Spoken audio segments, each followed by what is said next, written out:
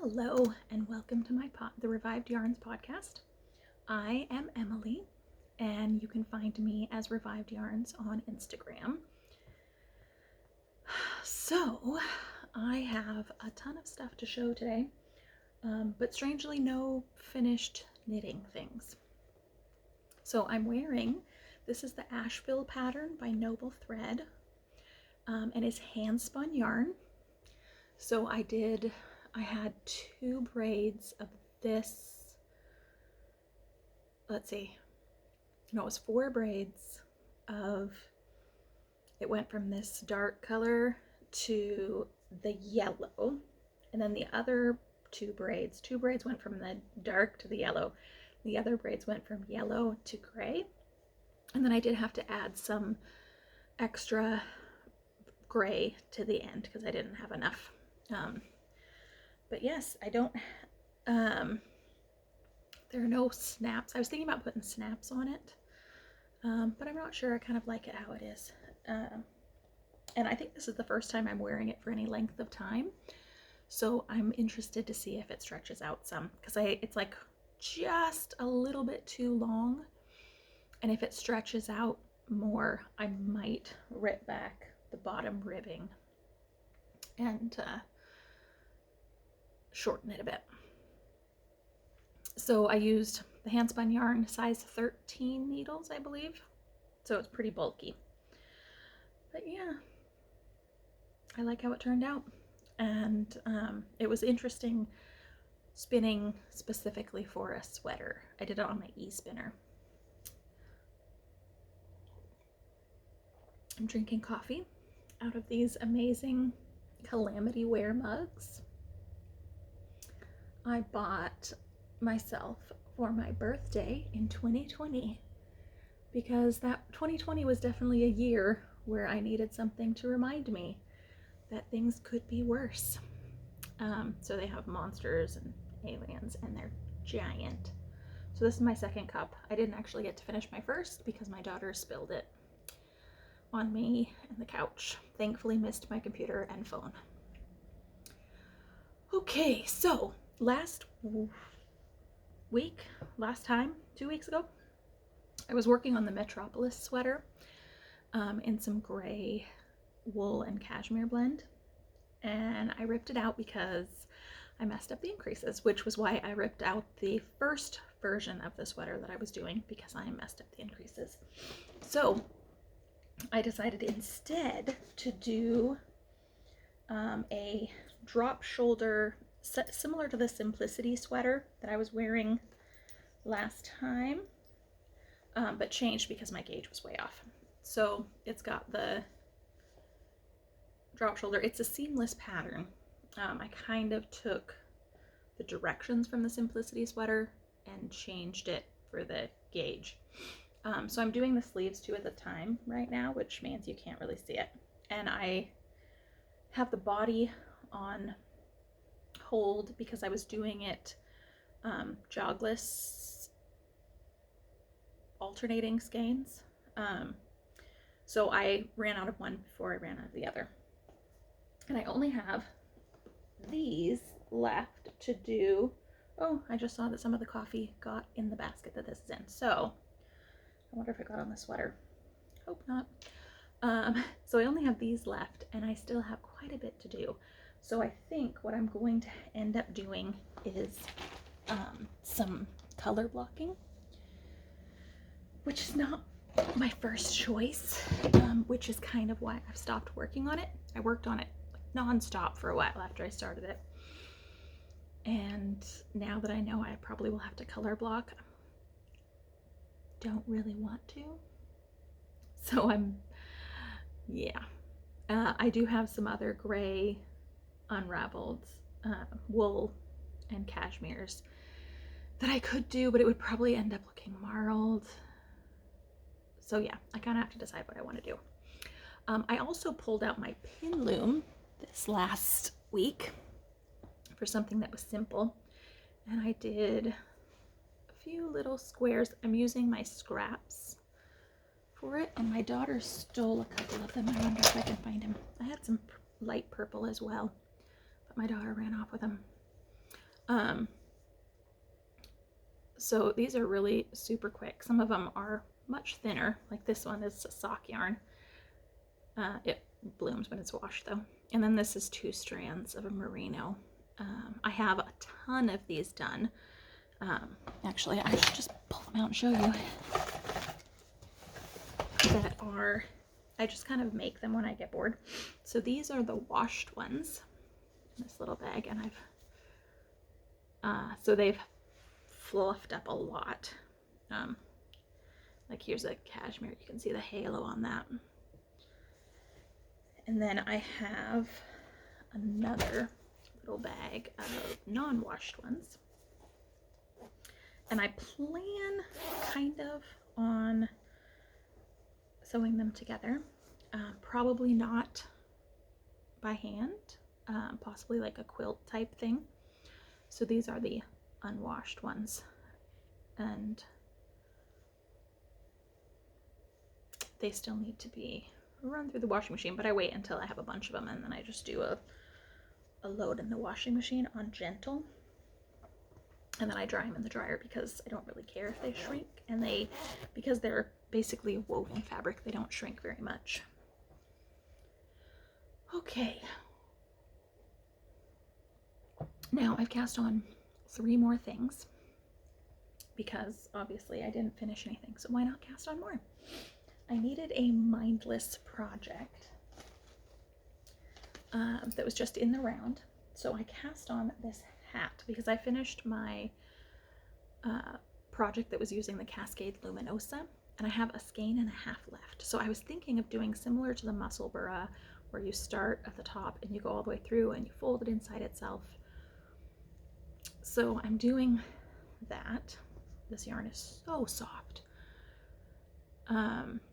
And I need to ball this one up. It's 52% viscose, 44% baby alpaca, and 4% merino wool. And it just glows. So these were impulse clearance skeins that I bought without any idea of what I was going to do with them. So I'm doing that, but these are my 16-inch circulars. The only Chiaogoos I have that are not the lace ones, and the non-lace ones have this bent part, and the 16-inch have the shorter tips, and all of that combined, it hurts my hands. The straight ones I can use, so I really need to just go to the yarn store and buy the lace tips on these so that the needle is straight, because this bend makes my hands hurt. So that didn't work so well as my mindless in the round because I can't work on it for very long. So I cast on, I have this skein of handspun that was gifted to me in a swap 2 years ago, I think. And it's a merino silk blend. So I cast on the dotted raised shawl, which I purchased when Stephen West was donating proceeds to the Ukraine.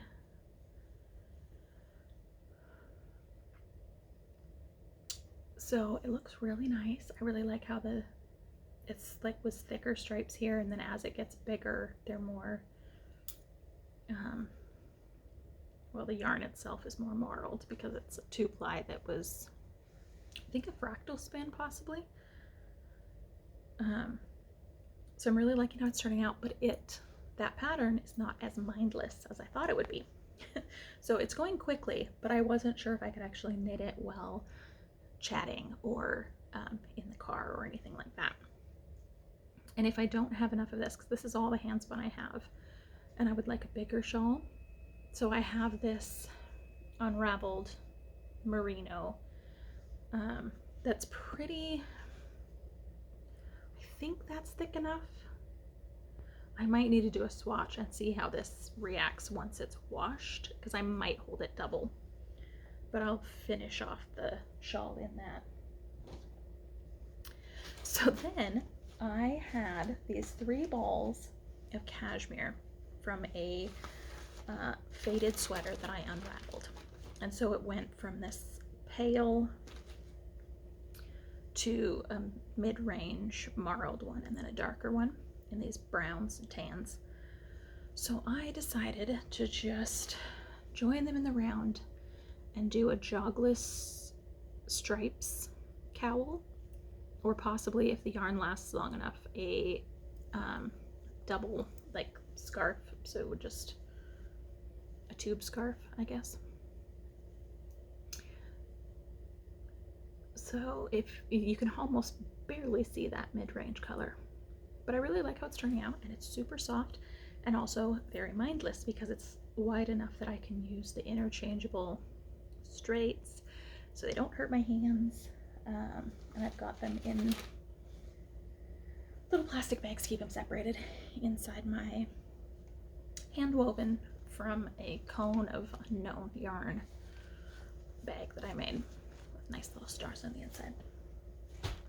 So finally I found my mindless project that I wanted, that I should be able to take to wherever and just pick it up, put it down without worrying about where I am or what the pattern says next. Because I'm getting used to the dotted rays one now, in that I don't have to check the pattern frequently because it's repetitive, but there's different numbers every few rows, and so I feel like I still need the pattern close by. Okay, so those are all my knitting whips that are new. So I still have that corner to corner blanket in the cotton and the optic blanket, but I haven't done much on those. The corner to corner is bigger, but it still looks the same. Okay, so I have had this project on my loom for a while. I don't even remember when. And it turned out nice and it looks really nice. The yarn has got to be the worst stuff I've ever worked with in my whole life. Facebook ads were after me to get this Hobbii Zafira. They were advertising it as they'd made a mistake. It was super cheap, 10 balls for something ridiculously low. And because they made a mistake and it was not as thick as it was supposed to be or something. And after a couple weeks of seeing this ad, I was like, well, all right. I'd seen a bunch of people had ordered stuff from Hobbii, so I figured I would try it. Seriously, the worst yarn I've ever worked with. I couldn't knit with it. It was so hard on my hands and it didn't feel nice. And I wasn't liking the fabric I was getting. So I tried crocheting with it. Also couldn't do it. It didn't feel good. So I thought I'll weave with it, see how that works. Also a pain because it's kind of sticky. It's a wool and acrylic, I think. I don't even remember what the fiber content is in it. And I had 10 balls of each color. And so I thought maybe I'd weave it and do blanket sections, do a blanket. But this fabric, I haven't washed it yet. Maybe it'll be nice once I wash it, but I seriously would not be able to wear this as a scarf. So it is a table runner, which I think will be fine. It looks fine. Not that I use table runners, but anyway. Yeah, so the Hobbii Zafira, I think I have like 8 balls left of both colors. It's being donated because I can't use it. It was so annoying. But my loom is empty now, which is nice. I'm not sure if I'm gonna warp it anytime soon. I think I might actually put it away because with all of the construction stuff going on at our house, I feel like our space is just overwhelmed, and I would like to use the space where the loom is because it's on a stand, and so it's just next to a bookshelf. I feel like I'd use the space better for some of my daughter's art stuff, or I don't know, but I might just put it away for now. I just have to find a place to store it that it won't get damaged. So my loom is empty. I've had 2 projects now. There was another project that was from a Hobbii yarn that I also did not like. The Colorina, I think. The fabric feels nice and it will work fine as a scarf, but also not very pleasant to work with. Maybe I just don't like the blown in yarns, but then that Cascade Luminosa is a blown in yarn and it's fine. I don't know. I'm sure there are plenty of people who like that stuff, and hopefully someone will get a great deal from the thrift store or the rag finery textile reusing place, depending on which place I go first to donate.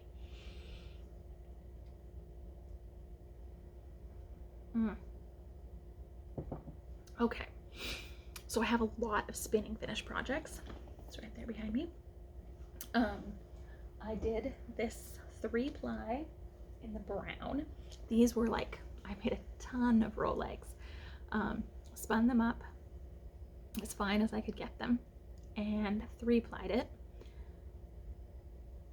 And here are 3 giant skeins of it, and it is really lovely. Like the textures, because the roll legs I'd used some yellow, and there's like a purple rainbowy yarn or fiber, and then the brown, and like it's just very tonal. And I'm planning on, I showed a yarn that had more yellow, and I think the color fiber was called Merlot, so it was like a purple, really dark purple, and I think I'm going to use that together, and I should have enough for a sweater. I just have to decide what sweater. So those are done and washed. They've been hanging in the garage on my husband's weight thing, whatever that thing's called. Looks like a big cage, but it has a very nice bar for hanging yarn. He was so happy to see that I could use it for something. And then this was the blue that I showed last time that has a little bit of sparkle in it, and I plied it with itself because I plied the darkest roll legs that my daughter had made, and then to the lightest, and then I just plied from one end to the other, so it kind of evened out the yarn quite a bit. She says she wants a dress from it. I don't think I have enough for a dress. Maybe I should do a skirt. And then I lost yarn somewhere. Oh, there it is. I had that other blue that I wasn't sure what to do with it, and I'd spun up some gray that I just held double with it, so it's a 2-ply. This could go with it, maybe not. And then I'd showed this yarn that it was an experiment. So I took roll legs, I made roll legs with some scraps, and I actually showed in the last YouTube video I posted of me making these with scraps, and it worked way better than just cutting the scraps in small pieces and dropping them in, because these actually became incorporated with the fiber so they don't fall out. And I wanted more of it because I liked how it turned out. So I made this second one from those roll legs I made video of.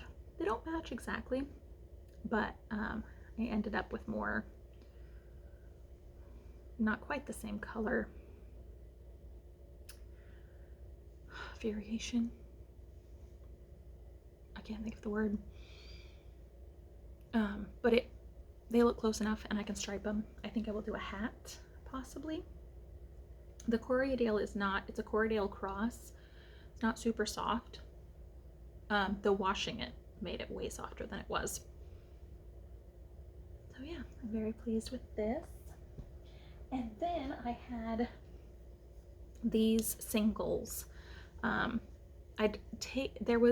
It was these colors, a gray and a black, that were all combined in a big ball, 8-ounce ball of fiber that I found at a thrift store. And so I separated out the colors from the ball. And so I had white and the brown left over. That I kind of planned on holding with something else, but then I changed my mind. So I just plied them with themselves. So I have these things. It's super soft. It's from Northwest Yarns what they used to be. I think it was Ferndale Fibers, but I'd found 2 balls of it, and for a great deal, and I really wish they'd had more because I really like how this turned out. It's so soft. It's just a wool blend. And the last one, I wanted to try spinning from a bat, and so I just layered Corriedale and Sari silk on my blending board and took it off as a bat instead of a roll leg. Man, that thing was fluffy. I did an Instagram reel of me spinning it for just a few seconds of spinning. And I definitely need to rework how I use bats because it was kind of hard. But I did this single with it, and I really like how it turned out. And just like the other, the Corriedale softened up so much. So I maybe I could do all 3 of these together. That might be too much for a hat. But the colors are similar, but it is a different texture, of course. Yeah, this is the problem with spinning when you are experimenting, because then you end up with these little skeins of things that you need to figure out what to do with. Though I could always just make pin loom squares and put them in my blanket. Okay, that's all the spinning finished ones. So I have some whips. I ordered the Spanish merino from BZB Fibers on Etsy, and it's so fluffy and pleasant. The staple length is super long, and I'm just spinning it straight from the braid and trying to get it as fine as possible. And then I will either, I think I'm just going to 2-ply it because it's pretty fine. But if you, the ply back tests, oh yeah, that's not a very good show because this end part doesn't have very much spin to it because I took it off my wheel because I wanted to try something else. So my daughter made, and I made some roll eggs where basically her goal for roll eggs is to use as many colors as possible. So we made these purple ones that I spun up last night, and I'm trying a new method where I don't pre-draft, because I learned that if I take off smaller roll eggs and don't line them as tightly, they're slightly easier to use to pre-draft from, but also spinning straight from them without pre-drafting works fine too. So now I'm working on the lighter purple ones that we did that have some sparkle in them. And let's see, I have some of them that are not spun yet. So it's got purple and white and sparkle, and I think there's some brown in there. And I will ply them with each other to get a skein that maybe I can hold with, or not hold with, but use with maybe the blue if it's similar weight. So that's what I'm working on while I take a break from the brown. And then some other roll eggs that we made. I really like how these turned out, actually. So we did 2 different batches of them. There's one that's lighter and a darker or brighter, or more brighter pink. Ooh, I'm dropping them. So my daughter chose the colors, and we did similar colors in both, but one ended up with more white in it, maybe. So I think I'm going to do the same with these and ply them together. I think I might have more of those fibers actually, and I might have her help me make some more because she loves it. Oh my gosh, she is really upset when she realizes I made roll eggs without her. She's like, where did those roll eggs come from? I didn't make those. It's cute and slightly annoying because I would like to make roll eggs too. So I have made these from that Sari silk I showed last time. Oh, they're so beautiful. And the blue merino silk blend and some black merino. And I just found more black merino. I thought I'd used it all up, but I just found more. So I need to make some more of these. And I'm going to spin these up and try and match another handspun. And I use these croissant containers from Costco. They work really well for keeping my roll legs safe. So I'm going to try and spin it up to match another bluish yarn that I've spun, because I really want to use that one, but I can't figure out what to make with it. So I might do more handspun to try and use it together. So that was a lot. I don't have any acquisitions to show except for these bobbins. So these are the bobbins that came with my wheel, the Magic Craft bobbins. And I needed more because they came with 3, which is okay, but I was having to move a lot of stuff to toilet paper rolls, which are harder to ply from because they don't fit on my Lazy Kate the same way, and yeah. So I ordered the 3 more bobbins from Blue Cat 3D Printing on Etsy. And so they have, it's just PVC pipe in the middle and the ends that are 3D printed, and they're a little bit different, slightly longer than the normal ones, and the tops are thicker, but they fit the wheel fine. Slightly louder, I think, because of the brake band rubbing on this different type of plastic, but not, I mean, my wheel is super quiet anyway, so having a little extra noise is not very much, and it's not an annoying noise. So yeah, I'm very happy. Those came yesterday, which is why I started the other spin, because I wanted to test the bobbins out before I threw away the packaging. Got fiber floating. It's going to get on my coffee. And I also ordered 2 braids from the Electric Gypsy Shop on Etsy because I saw that they were on sale, and I've been doing so much window shopping for fiber, and I need to stop because I've like filled carts and then been like, okay, you can't buy it because I am going to be going to the Whidbey Island spin-in April 2nd and 3rd, and they are going to be vendors there with fiber, and I need to wait so that I can buy stuff in person. So it's very difficult, but I need to, especially because I keep getting these emails that are like, sale, sale.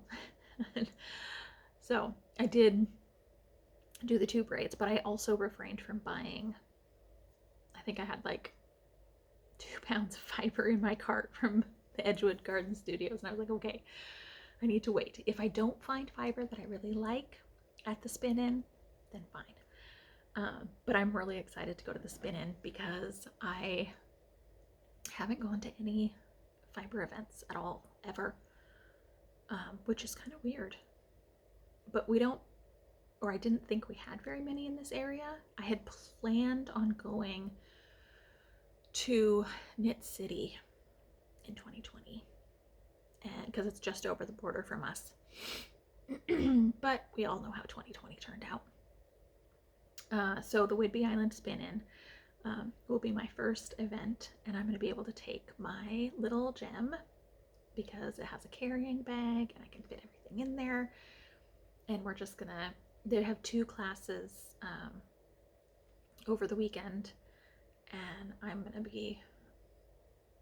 just so looking forward to it. That's the first time that I'm away from my kids overnight since 2019, and that was for a funeral, so I don't think that should count. So I'm very excited. I get to stay in a hotel by myself. I don't have to make anyone food. It's gonna be really nice. So yeah, all right, well, I think that's it. I hope you are all safe and well. The world is just, I feel like I just can't believe the times that we're living through after the last 2 years, and now the war in Ukraine, and it's just terrible. And I hope you're all safe and well and able to take care of yourselves and find some joy. Yeah. And thank you for watching my podcast. Check me out on Instagram. I'm trying to post some little reels of spinning because it's really fun for me to watch it back. So I think this afternoon, and also I'm working on an unraveling video. I bought a few sweaters.